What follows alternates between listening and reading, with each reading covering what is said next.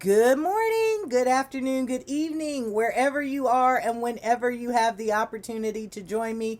I'm Dr. Jan. You are joining me at this is let's try again. All right, good morning, good afternoon, good evening.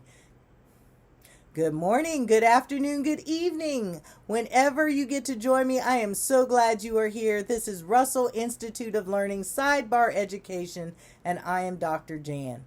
Well, we are looking at what is the framework of the standardized testing. Well, no, my life has been pretty crazy, and yes, it's part of my research, and I know I have statistics, and I know I have the exact information. However, let me give you some examples, and instead of always telling on myself, which is good, if you've ever watched Journey with Jesus, there is one episode about, well, let's laugh at me. I don't try to be funny, but there are a lot of times I am funny.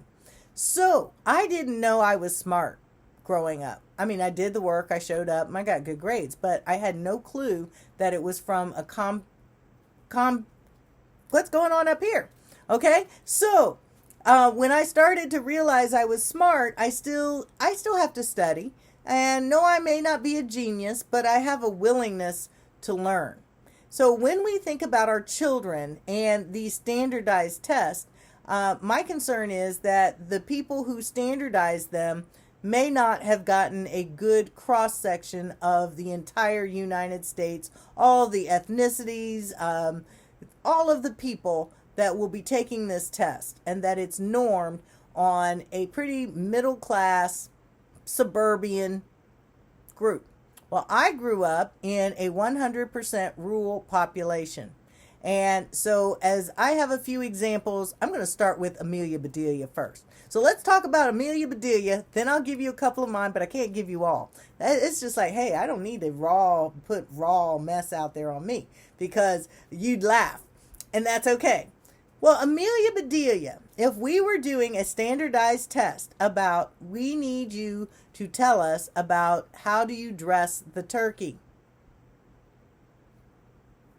For any of you who don't know who Amelia Bedelia is, she takes everything at literal face value. So she put a little shirt, coat, tie. She dressed the turkey. No, the real answer should have been baste it with, your butter, whatever. So did she miss the answer and it was wrong? You need to dust the house. She took baby powder and she shook it all over the house because she was dusting the house.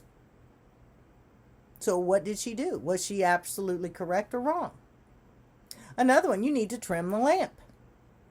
She took the scissors, pinking shears, one, whichever, and she cut around the lamps. The shades. She trimmed the lamps. Come on, ladies and gentlemen. We laugh at Amelia Bedelia, but are our standardized tests really doing the same thing to our students? Not that they are ignorant or incapable of learning. They just don't know. And ignorance, there is the term, ignorance is just lack of knowledge. But if they didn't know, how can you give them marks against them when they didn't know? Well, let me tell you a couple things coming that this is still not me yet. But back in growing up, I grew up again, 100% rural population. And so when some children were asked who actually live more in the city, and these are kindergartners, so they're little, they don't know yet, but where does chocolate milk come from? Chocolate cows. They'd never seen a cow.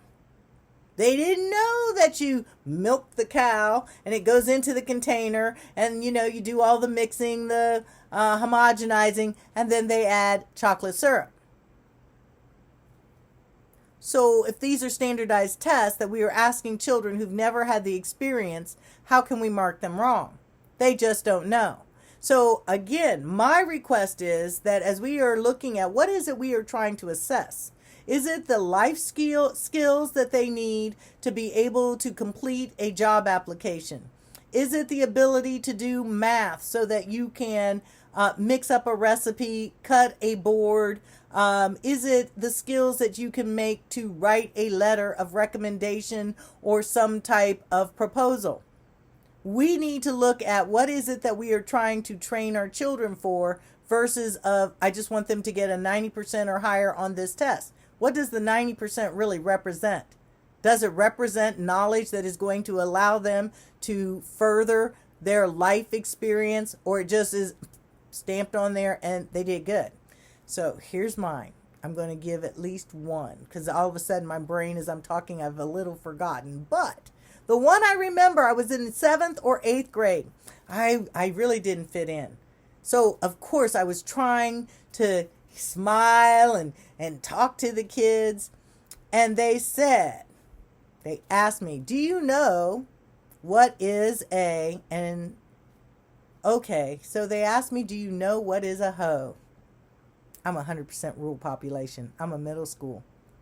All I could think of was a rake. Because that's farming. That's my area. Do you know how embarrassed I felt when they laughed at me? They pointed at me. They started telling everybody.